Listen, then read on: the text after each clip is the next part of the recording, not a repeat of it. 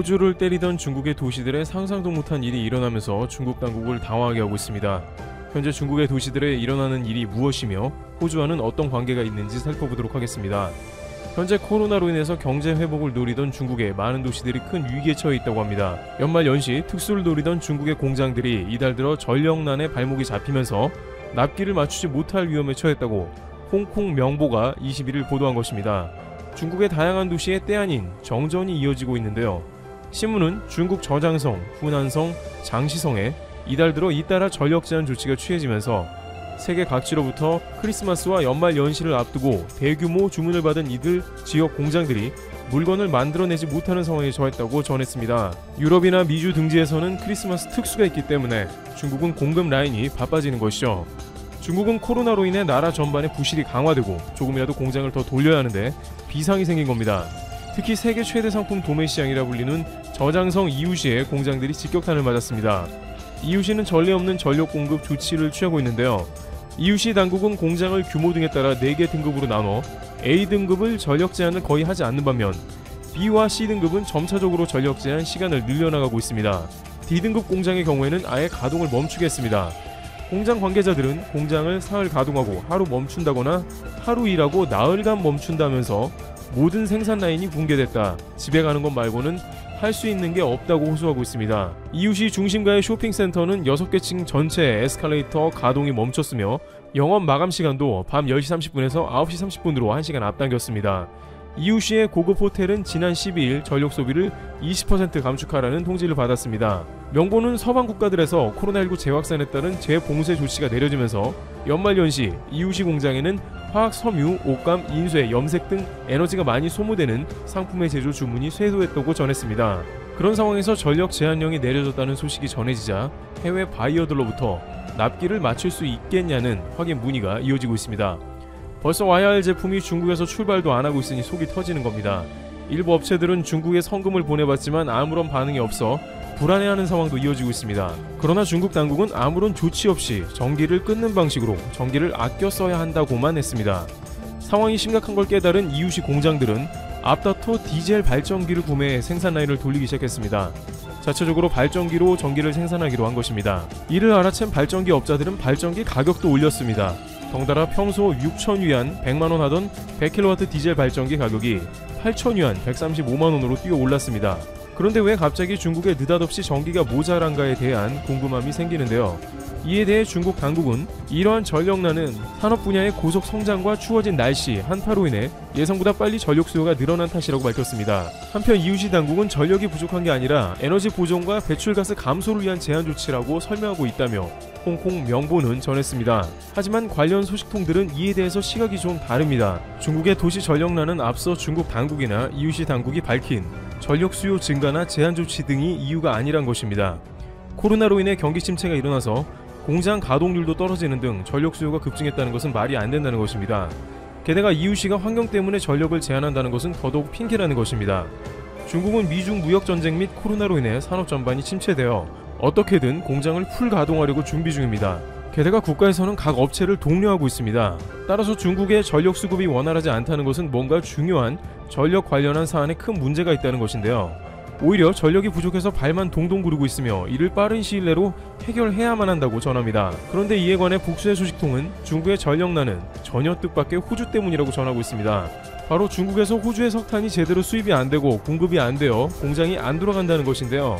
현재 중국은 호주와 외교가 최악의 상황입니다. 경제는 물론 전 분야에서 호주를 때리고 있습니다. 그러다 보니 자원 무역에서도 수입량이 급감했으며 그 중에 호주의 석탄도 포함이 되어 있던 것입니다. 그러나 석탄은 중국 주요 공장의 동력원으로 호주의 석탄을 태워서 각종 제품을 생산하는 데 힘을 보탭니다. 문제는 호주의 석탄의 품질은 중국의 공업에 최적화되었다는 의견이 제기되고 있는 것입니다. 물론 석탄은 중국에서도 생산이 됩니다. 심지어 북한에서 불법으로 대량으로 밀수해 들어오기도 합니다. 그러나 이러한 석탄은 중국 공장들이 쓰기에 효율이 급격하게 떨어져 효용성이 저하되는 원인을 제공합니다. 북한의 석탄은 중국의 난방용으로 주로 공급되며 고효율의 석탄은 중국의 각종 공장으로 보내집니다. 호주의 석탄이 여러가지로 괜찮은 것은 호주에는 세계에서 가장 큰 자원을 캐는 광산이 존재할 뿐만 아니라 자원을 캐내는 인프라가 매우 발달해 있기 때문에 좋은 품질의 석탄을 적재적소에 가져다 준다는 것입니다. 중국은 이러한 점을 어느 정도 예상은 했지만 막상 호주 때리기를 진행하면서 이것이 코로나가 회복 기대가 높아지는 이 시점에 대량 주문이 몰리고 활성화가 되는 중국 도시들의 전력까지 공급이 부족할 것까지는 예상은 하지 못한 것으로 전해집니다. 물론 중국은 자신들의 석탄 부족을 예상하기는 했습니다. 그들은 호주와의 석탄 수입을 제한한 뒤에 러시아와 광산 개발 합작을 하기로 체결합니다. 호주 대신에 러시아에서 적정 물량을 받게 되면 충분히 호주의 역할을 할 것으로 봤던 것입니다. 또한 러시아도 석탄이 어느 정도 있기 때문에 해당 물량을 수입하면 해결될 것으로 생각했던 것이죠.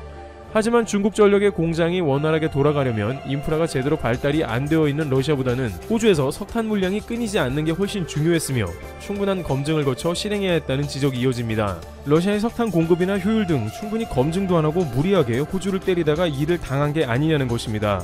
홍콩 명보는 이에 관해 호주산 석탄이 중국 석탄 수입의 57%를 차지하고 있어 대책 없이 호주산 석탄 수입이 계속 중단되면 중국 다른 지역에서도 전력 부족 현상이 나타날 것이라고 보도했습니다. 실제 중국의 해관 자료에 따르면 호주 때리기를 가속화하는 최근 수개월간 50%의 석탄 수입이 감소한 것으로 나옵니다. 하지만 홍콩 명보의 이러한 보도에 관해서 배타적 민족주의 성향의 중국 환구시보를 이끄는 푸시진 총편집인은 지난 17일 호주산 석탄 수입 제한으로 중국의 전력난이 발생했다는 주장은 완전한 헛소리라고 일축했습니다. 후 총편집인은 전반적으로 석탄을 충분히 지급하고 있고 호주산 석탄이 중국에서 차지하는 비율은 매우 미미하다면서 그러한 루머는 외국 세력 등에 의한 악의적인 날조라고 주장했습니다. 그럼에도 불구하고 중국 석탄난에 대한 의구심은 이어집니다. 보통 주요 자원은 수입원을 바꾼다고 해서 갑자기 어디에서 뚝 떨어지는 것이 아니기 때문입니다. 자원 수입은 반드시 장기적인 계획과 함께 수년 뒤의 물량까지도 확정해야 하는 중요한 과정을 거칩니다. 심지어 중국 당국은 이를 잘 알고 있다는 것입니다. 일본이 센가쿠 열도로 중국과 충돌을 하게 되자 중국 당국은 일본 산업의 핵심 중 하나인 희귀물질 히토류를 끊어버리며 일본을 두 손 두 발 다 들게 했습니다. 그럼에도 불구하고 정치적인 이유로 호주의 석탄 수입을 끄는 것은 큰 패착이라고 전해지는 것입니다. 하지만 중국 현지 소식통들은 호주가 용감하게도 중국의 가장 꺼리는 부분을 건드리고 있으며 이는 중국 지도부들이 자원 수입을 거부한 가장 주된 원인이 된 게 아니냐는 이야기도 전하고 있습니다. 중국도 자원 수입 중단이 무리임을 알고는 있지만 호주가 당황스럽게 강하게 나오니 대처를 안 할 수 없다는 것입니다. 중국 정부가 호주 보고 당장 취소하라는 14가지의 사항 중 일부만 봐도 알 수 있는데요. 중국 정부는 호주의 위구르, 대만, 홍콩 문제에 절대 간섭하지 말고 5G 화해를 사용하며 호주 빅토리아주의 1:1로 사업을 진행되게 허용하라는 등 호주 정부에 강력한 반발을 하고 있습니다. 하지만 호주 총리를 중심으로 의회를 비롯해 호주 당국은 오히려 중국에 굴복하지 않고 강하게 맞서고 있는 것입니다. 일각에서는 중국에 의지하는 많은 나라들이 중국에 굴복했지만 이번 경우는 중국이 호주에 의지하다가 역으로 큰 곤란을 겪은 사례라고 소개하면서 만약 중국이 호주의 석탄에 최적화가 되어 있다면 석탄 공급 라인을 다변화하려면 장시간이 소요되고 그동안 중국은 큰 피해를 입을 것이라고 전망했습니다. 이와 같이 중국은 호주와 외교 갈등을 지속하면서 도시들의 정전이 속출하는 상황이 나오고 있습니다. 중국은 코로나 이후 경제 회복이 시급한 상황이나 호주를 때리면서 오히려 발목이 잡히게 된 것입니다. 트래블튜브 여기서 마치겠습니다. 감사합니다. 수출 규제로 인해 한국에서 불매 운동이 있는 등 후폭풍이 커지자 일본 정부 관계자가 오판을 시행했다는 일본 언론의 보도가 나왔습니다. 일본의 수출 규제로 한국 정부의 반발은 물론 불매 운동이 계속되는 가운데 일본 정부 일각에서 한국을 잘못 판단했다는 목소리가 나왔습니다. 일본의 유력 일간지인 마이니치 신문이 징용공 대응 촉구 의도라는 기사에서 보도한 내용입니다. 마이니치는 먼저 한국은 일본의 일방적 조치라고 비난하고 불매 운동도 일어났다면서 지자체와 스포츠 교류에서도 중단이 이어지고 있다고 전했습니다. 이어 일본 정부 관계자가 예상 이상으로 소동이 커졌다며 오판이 있었음을 인정했다고 보도했습니다. 한국이 이처럼 강하게 반발할 것이라고 미처 생각하지 못한 것으로 일본 정부가 당황하고 있음이 엿보이는 대목입니다. 일본 정부는 한국에서의 반일 감정이 높아질 것으로 보고 이번 달 후반부터 외교 당국 간 협의를 재개할 것이라고 전했습니다.